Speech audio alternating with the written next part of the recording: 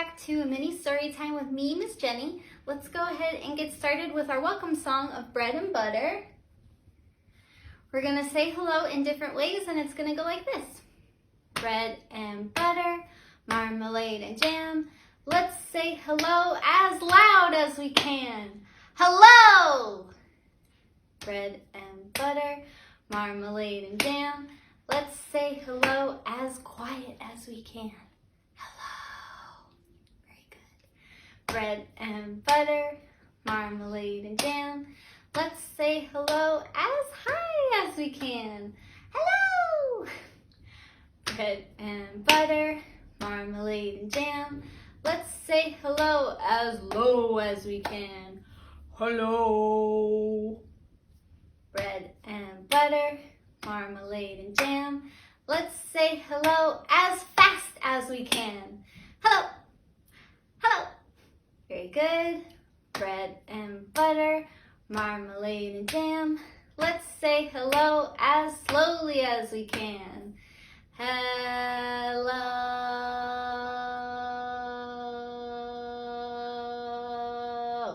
And last one. Bread and butter, marmalade and jam. Let's say hello as nicely as we can. Hello, hi, welcome back, guys. All right, next up we're actually going to do a fairy tale, one of my favorites, which I'll explain why at the end, but we're gonna do a little flannel board of a fairy tale, and this is gonna be the Little Red Hen. Are you ready? So once upon a time, in a house, there lived a cat, meow, a dog, woof, little mouse, squeak, and a little red hen. Now, all day the cat would sleep on a sofa in the living room, and all day the dog would sleep on the sunny back porch. And all day the little mouse would sleep in a little chair beside the fire. And so that left all of the house chores to the little red hen. She made their beds, she washed the dishes, she swept the floors, she mended their clothes, she even worked their gardens, she would take care of all the plants. And one day, when she was hoeing their garden, she found some grains of wheat. So this is her hoeing in the garden. She finds the grains of wheat, and the little red hen said, "Who will plant these grains of wheat?"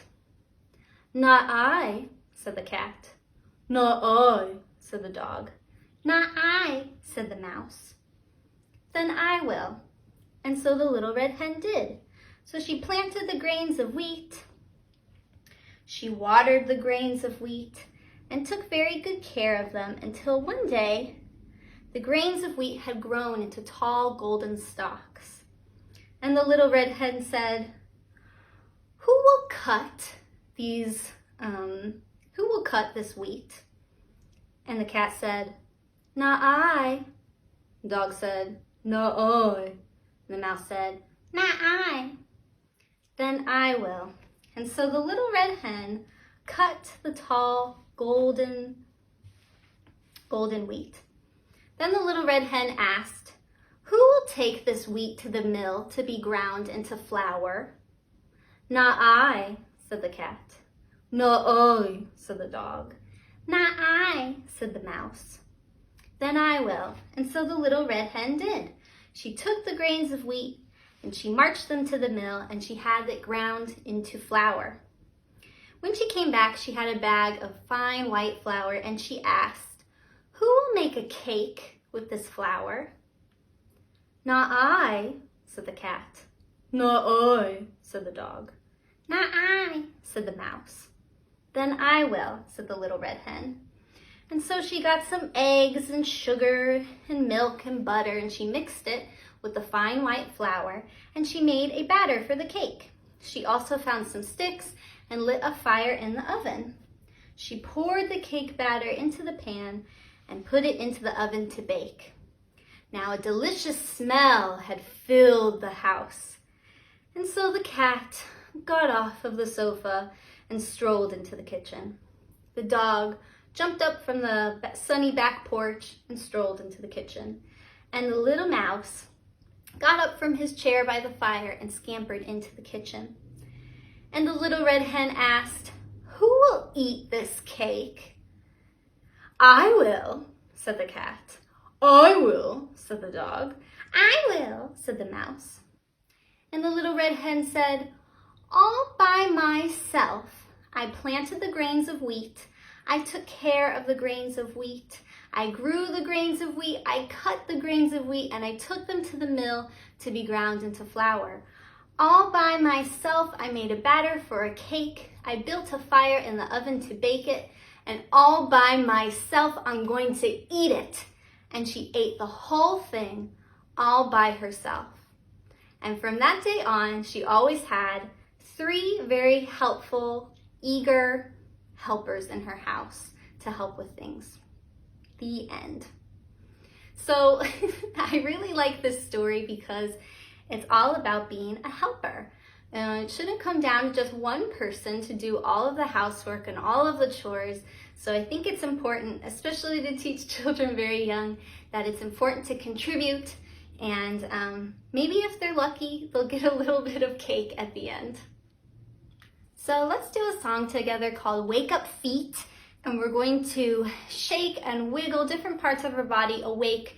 You could use this as a warm-up or a cool down in this case, just to get some of the wiggles out. So let's go ahead and start with our feet, and we're gonna sing a little rhyme. Are you ready? It goes like this. Wake up feet, wake up feet, wake up feet and wiggle, wiggle, wiggle.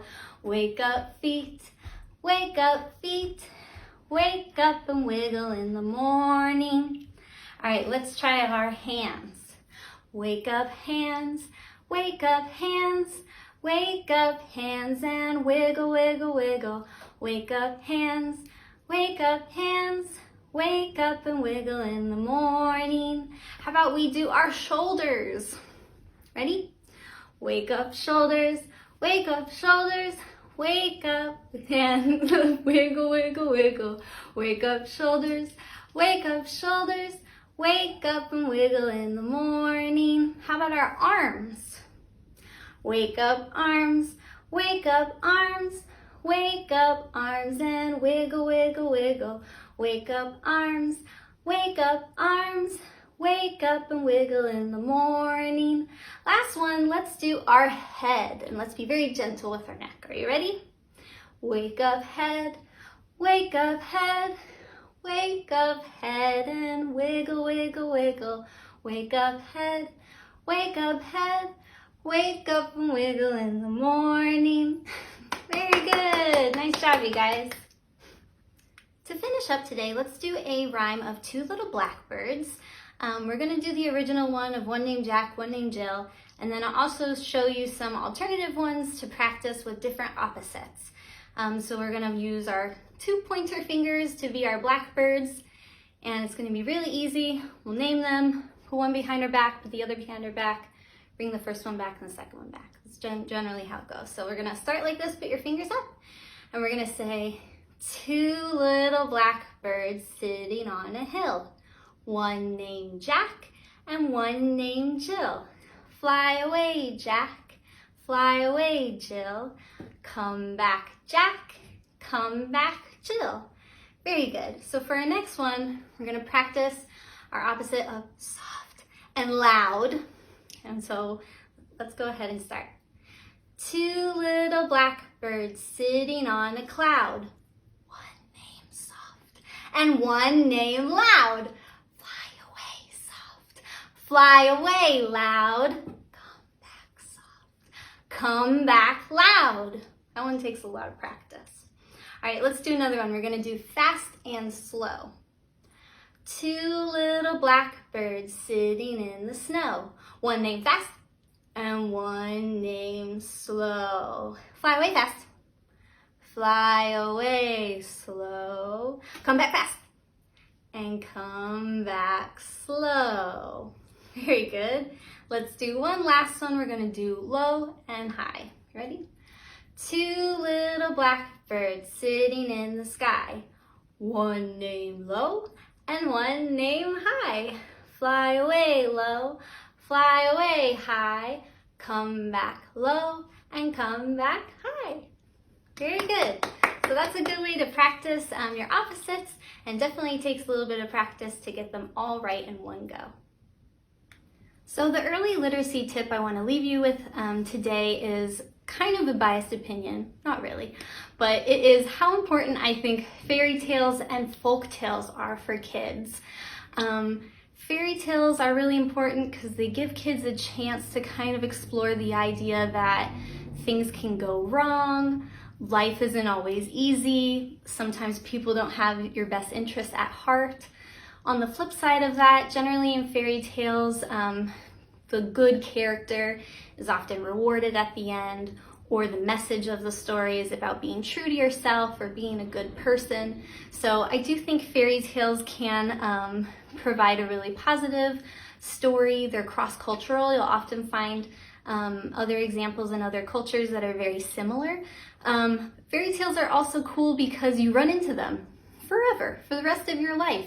If your kids end up being readers, some of the more popular series I can think of involve fairy tales as the basis of their stories.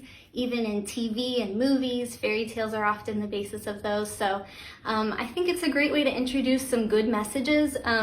If you're worried about maybe some of the scarier fairy tales, you can always start easy with the Little Red Hen or the Three Little Pigs, and work your way up to something like Hansel and Gretel, for example. But you can always find adapted versions for younger readers too. So I thought I would leave you just with that little tidbit to consider. So I want to say thank you guys for joining me. Stay safe, and you will see Miss Ashley next week. Bye!